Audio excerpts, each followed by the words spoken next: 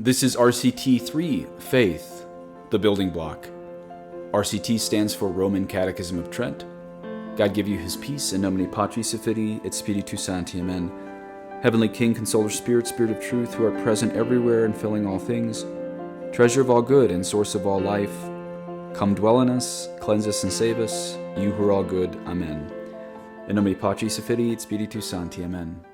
And a quick request for you all, please let me know in the comments on YouTube if you would like me to 1, comment as we go, or 2, read the whole catechism segment of the day as I did in CPX, and then repeat the words that I want to comment on and then comment.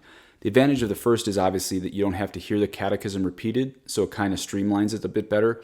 The advantage of the second is I won't interrupt the reading of the catechism the first time through. I'm leaning towards keeping it that second way, the same way as CPX.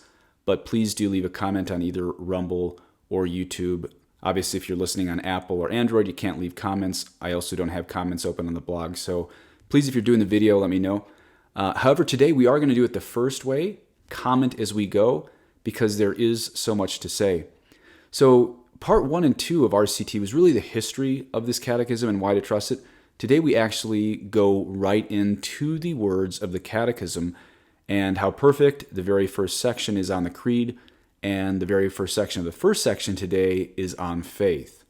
So the first sentence of this Roman Catechism of Trent, also called the Catechism of Pius V, reads thus: In preparing and instructing men in the teachings of Christ the Lord, the Fathers began by explaining the meaning of faith. Okay, now what a beautiful sentence. The Fathers are the Fathers of Trent. And as I said last time, Protestantism made the entire Catholic world ask in the 16th century, what is the nature of faith? So it's an excellent first question to inquire about the very meaning of faith. Next sentence reads, following their example, we have thought it well to treat first what pertains to that virtue. Though the word faith has a variety of meanings in the sacred scriptures, we here speak only of that faith by which we yield our entire assent to whatever has been divinely revealed.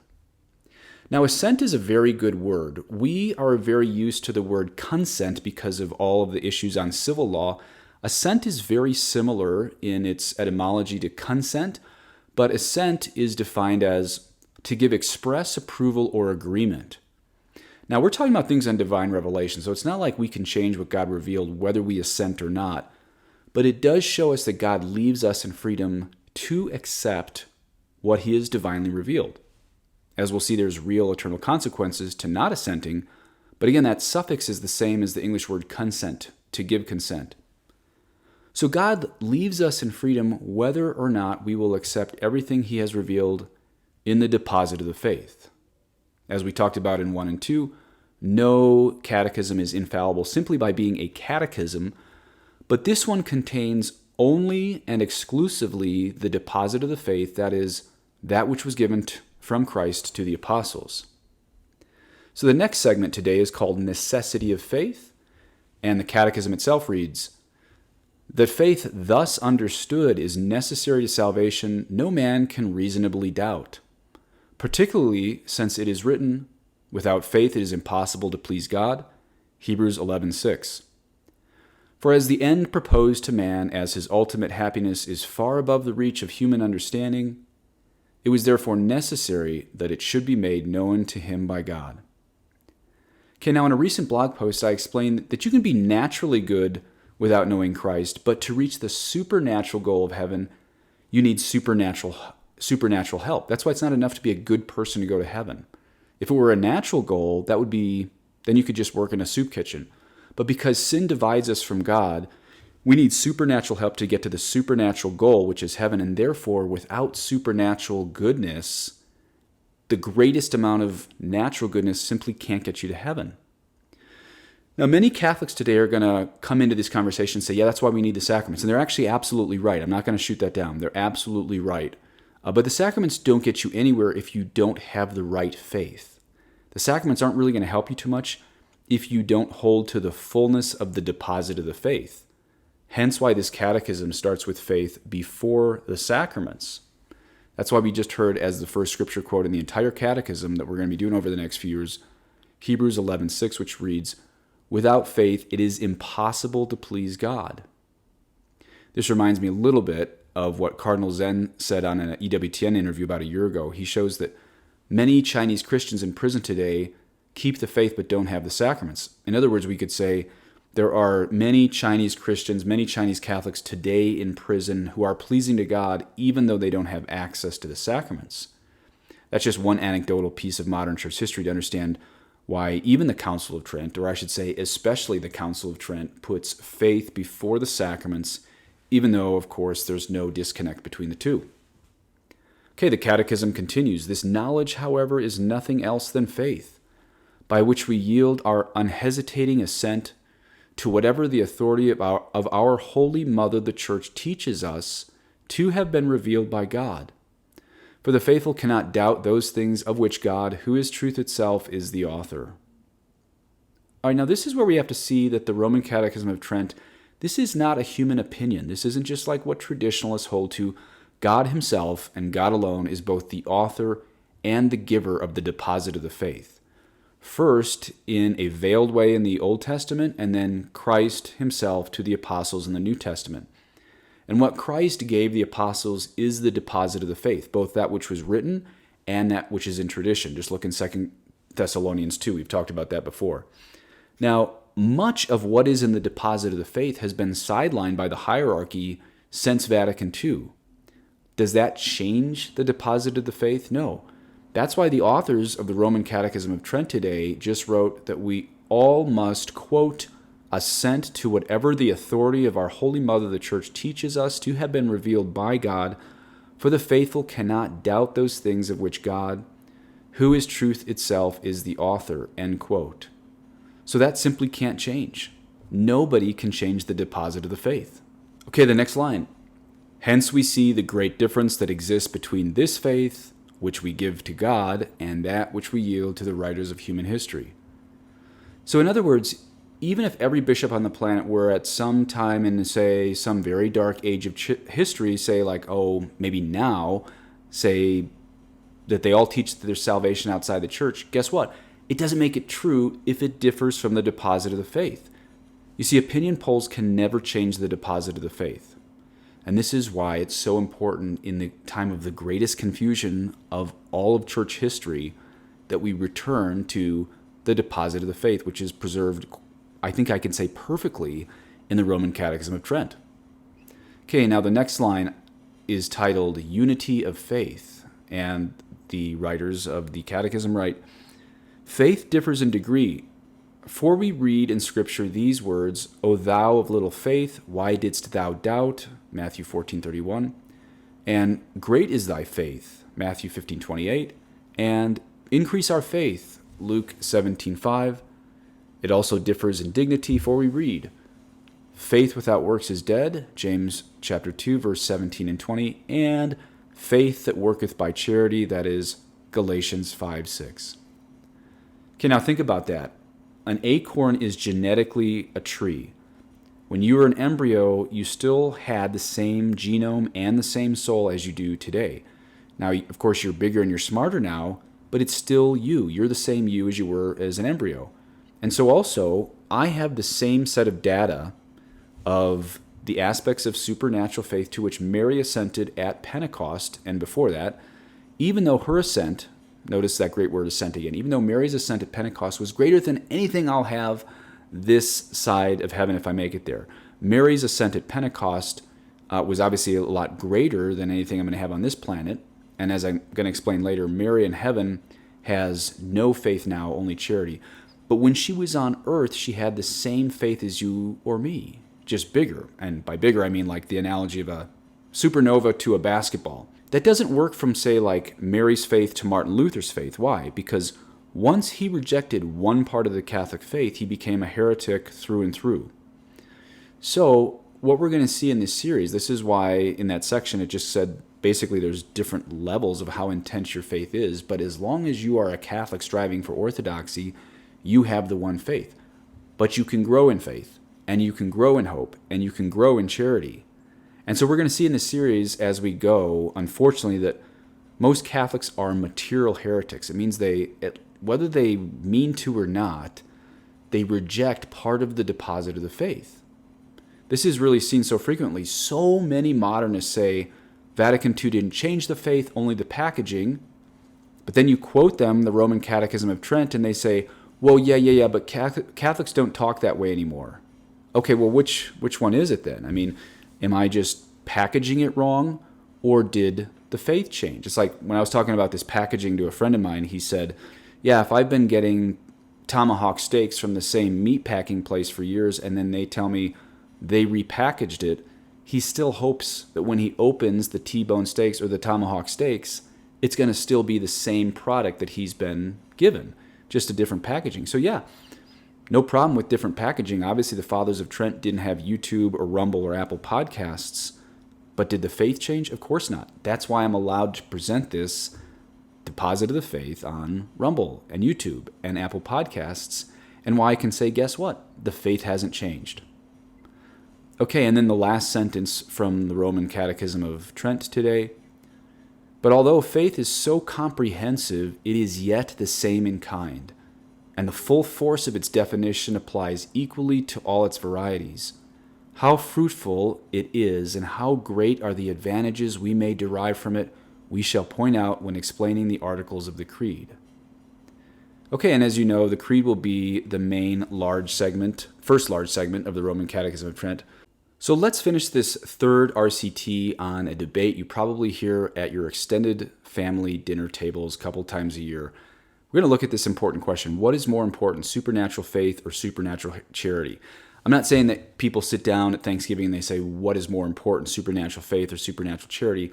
But when you extrapolate from almost every Catholic debate that happens in every family, it really does come down to what's more important, faith or love, and what comes first, faith or love. So let's start with actually what's more important, supernatural faith or supernatural charity. The answer is supernatural charity. Supernatural charity is by far more important than supernatural faith, but we're going to see in a minute, faith is the only portal, the only launching point to get to charity. Let's look at what the church teaches about Jesus and Mary when they walk this planet. So Christ on the cross, when he was crying out, my God, why have you forsaken me? I obviously reject what von Balthasar said there, that he felt the pains of, or he in his intellect and will experienced the rejection of God and was redeeming those in hell. That's obviously false. But did Christ feel in his humanity a rejection by God? Yes. Was Christ making acts of faith and hope at that moment of saying on the cross, my God, why have you forsaken me? St. Thomas Aquinas says no. Thomas Aquinas says Christ never had any faith or hope on earth. Why? Because he was only, not just in his divinity, even in his humanity, was only at the level of supernatural charity. Why? Because Christ had the beatific vision when he walked the planet. So he didn't have to make acts of faith or hope. Even in the crucifixion, he was at the level of pure charity, even in his humanity, not just his divinity.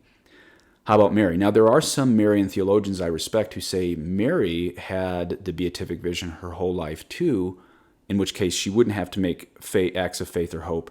I tend to believe that she did have to make acts of faith and hope, even if she had some seminal form of the beatific vision. I'm totally happy to be corrected on this if the Marian maximalists, because I consider myself a Marian maximalist also, if they want to correct me. But I hold that Mary had to make acts of faith and hope and charity as she walked the planet. And this is why we look to Mary, not to Jesus, at least in the imitation of acts of faith and hope. Of course, Christ is the only source of the grace that allows us to make acts of faith, hope, and charity. But in imitation, we look to Mary. Now, 1 Corinthians 13, verses 8 to 13 explains why only supernatural charity lives forever. And what I mean by that is, now that Jesus and Mary, and of course Jesus as the second person of the Trinity, was always united with God the Father and God the Holy Spirit, always in heaven. But now that the body and soul of Jesus and Mary are in heaven, of course, Jesus doesn't have faith and hope because he didn't even on earth. Mary, in her body and soul in heaven, does she have faith or hope? No, she doesn't. She has only charity. In fact, all the saints who are already in heaven, because they see God face to face, because the saints are in the beatific vision of eternally gazing and contemplating upon the Blessed Trinity himself, there's no more faith or hope. Faith and hope are like those rockets that get thrown off when the rocket actually leaves the atmosphere. There's only charity, that last central rocket that's actually controlling it. Once you're outside the atmosphere and you're please God in heaven, there's only supernatural charity. And that's explained to us in 1 Corinthians 13. It says, charity never falleth away. I'm reading you the Douay Rhymes today. Some translations say love never fails, or love never stops, love never ends. Charity never falleth away. Whether prophecy shall be made void, or tongue shall cease, or knowledge shall be destroyed, for we know in part, and we prophesy in part. But when that which is perfect is come, that which is in part shall be done away. When I was a child, I spoke as a child, I understood as a child, I thought as a child. But when I became a man, I put away the things of a child. We see now through a glass in a dark manner, but then face to face. Now I know in part, but then I shall know even as I am known. And now there remain faith, hope, and charity, these three, but the greatest of these is charity. So supernatural charity is the apex. It's the goal of the Christian life, not supernatural faith. However, as you just heard, faith is the building block of charity, without which you can't have any charity. So if you memorize anything from today, make it this. You can have truth without love, but you can't have love without truth. Let me say that again. I'm going to explain it. I'm going to back it up. You can have truth without love, but you can't have love without truth. It's from 1 Corinthians 13. St. Paul wrote right before what I just read you, if I speak with the tongues of men and of angels and have not charity, I am become as sounding brass or a tinkling cymbal. And if I should have prophecy and should know all mysteries and all knowledge, and if I should have all faith so that I could remove mountains and have not charity, I am nothing. So right there, it seems Paul's telling us he's seen people, Christians in the first century who were baptized, who were living faith, had faith, but they didn't have charity. So you can actually maintain the deposit of the faith, have all the data points of the Council of Trent in your brain, but if you're not living charity, it's no good. Now, the inverse of this is you actually can't be a saint if you're also a heretic. I'm going to prove that in a minute. But the point to remember right now is you can have truth without love, but you can't have love without truth. Okay, so what does this have to do with your practical lives today? Imagine you're at this family get-together, and let's say you're a traditional Catholic, and let's say all your extended family is just normie Catholics, progressive Catholics, liberal Catholics, modernist Catholics, whatever you want to call them. I hate name calling, but you're not going to get what I'm saying unless we use these terms. And let's say they want to discuss with you, I don't know, one of the big issues in the current events of the Catholic Church today, like, I don't know, Pachamama or traditional Latin Mass versus Novus Ordo or Taylor Marshall, whatever. And let's say one of these topics comes up and you give a very calm, sober explanation of your traditional Catholic view of something. And then let's say you surprise your liberal family members by how kind and how patient you were in your explanation. Maybe now, after your explanation, maybe they even care a little bit about the truth, since they hear that you gave some good pieces of evidence. But then they seem to have this kind of cover-all line, and they say, well, those are some good points, but traditional Catholics are mean on Twitter, and I just can't get behind that. And you say, and I know this sounds like this story's happened in my life before. I'm just making this up out of hundreds of conversations people tell me, not just one. But you say, yeah, we traditional Catholics, we do need to be nicer, we do need to be more patient, we do need to be more kind. But what about all this evidence I just presented to you on, I don't know, Pachamama or traditional Latin Mass or Taylor Marshall? What about all that evidence? Can you counter any of that evidence? And then amazingly, one of the progressive Catholics at the table at Thanksgiving admits you have more evidence, but then they still go along with modernist Catholicism because they think they're nicer than traditional Catholics. Okay, now first of all, I don't think progressive Catholics are nicer than traditional Catholics at all. I'm not saying that. I think progressive Catholics are very nice to other progressive Catholics and other progressives, but if you're not in their circles, they're very hateful and mean, very, very mean. But even if someone were a little more reasonable and convinced of that, here's the line you should say next, which I've already given you, but it's worth memorizing. You can have the truth without love, but you can't have love without truth. You can have truth without love, but you can't have love without truth. How do we know that? First, I just proved it from 1 Corinthians 13. Now, of course, you have to admit this too. We actually all want both love and truth. There should never be a rub. Of course, the traditional Catholic should be striving maximally for truth and love. I'm not saying there's a disconnect. Nobody denies that. Nobody thinks there's a disconnect. But if there is a disconnect, as unfortunately so many Catholics think today, we have to start with one of those. And again, 1 Corinthians 13 shows that faith is the building block of charity, not vice versa. Also, here's the thing. You can't prove how much kindness somebody has, but you can prove how much truth they have. How? By evidence. You see, the saints were maxed out on supernatural faith and supernatural charity. One reason God gave miracles to saints is because he has deemed them worthy witnesses of both the perfect example of supernatural faith and supernatural charity. As Father Paul Kramer wrote in his book, The Devil's Final Battle, God does not grant miracles to vouch for unreliable witnesses. And by the way, Father Kramer was on my last TCE, number 46, discussing Fatima. He's probably the greatest living expert on Fatima, getting up there in years, so I suggest you listen, but I only put it on Rumble, not on YT or Apple or Android. In any case, what I'm extrapolating from Father Paul Kramer is this, that God gives miracles to saints, and no saint has ever been a heretic, at least none validly canonized. So you can be orthodox without being a saint, but you can't be a saint without being orthodox. Let me say that again. You can be orthodox without being a saint, but you can't be a saint without being orthodox. And that's why we have to start with the faith as the portal to hope and love. This is why the Roman Catechism of Trent doesn't start with working in a soup kitchen or, let's pick a saint concurrent with this time, St. Francis Xavier raising the dead. Why don't we start with Francis Xavier raising the dead? Because he never would have got to that point of the unitive stage of prayer where he was maximally in union with God, who is love, raising the dead if he hadn't first learned the faith, which really was introduced to him by St. Ignatius of Loyola. Even studying at the University of Paris in the 16th century, St. Francis Xavier later looked back and pointed out he would have fallen in with heretics. Kind of amazing to think of in the 16th century. St. Francis Xavier thanks St. Ignatius of Loyola.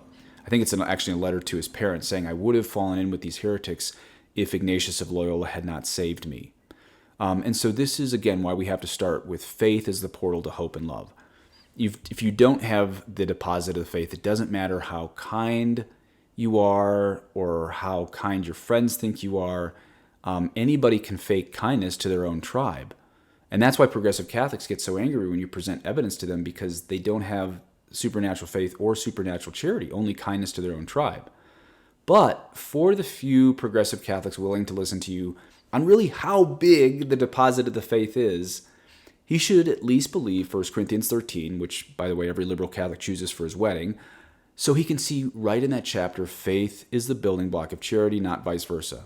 As I said earlier, you can be orthodox without being a saint, but you can't be a saint without being orthodox. So remember that for your next family reunion debates on what is more important, evidence or kindness. You can have the truth without love, but you can't have love without truth. And of course, it's best to present the evidence of an unchanging deposit of the faith all the way through scientific issues like the jab or evolution.